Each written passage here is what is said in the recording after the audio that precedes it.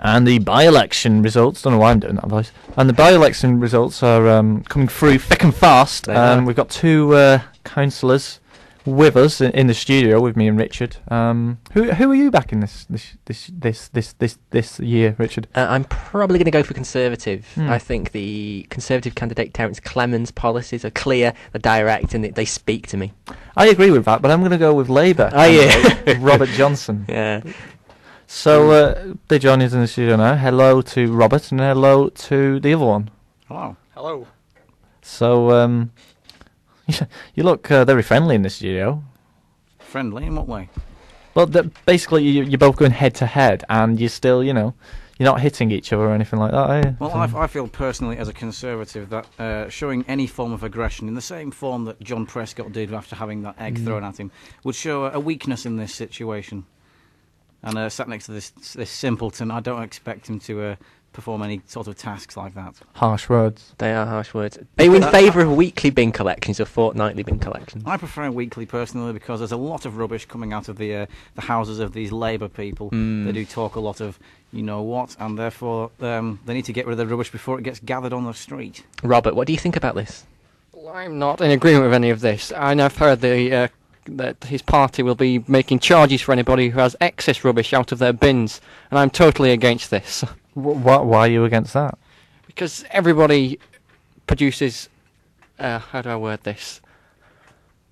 Lots of household waste, and obviously some of it can't fit all in the refuse bin, so they've got to get rid of it somehow. So just putting it at the side, it seems a fair enough thing to do. So I don't think we should have charges for that. Might I just call up the right honourable gentleman on this issue here?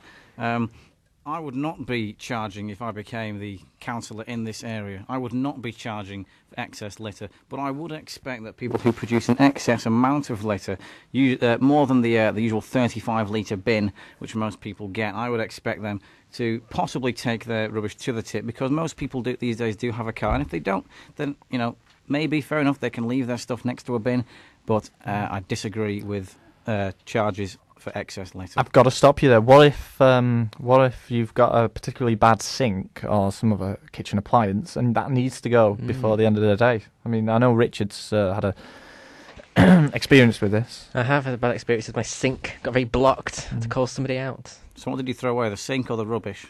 I had to get rid of the sink, unfortunately. It was okay, and did you get a sink that same day? It was the day after. They fobbed me off on the phone all day. I assume you were using the upstairs bathroom then, or did you have to turn the water off?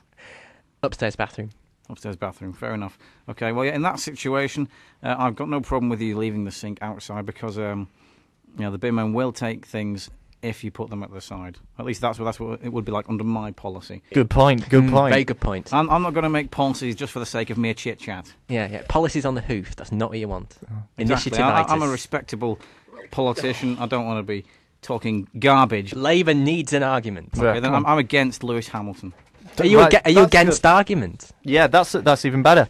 Who's against argument? Who's for argument? I'm for argument. Right. So I believe everybody's side of the story should be heard, whether it be good or bad. I'm definitely against argument. I'm definitely for argument. Ooh, conflicting views again by Labour and Conservative. Why Labour, Robert? Why are you for it? I am for argument.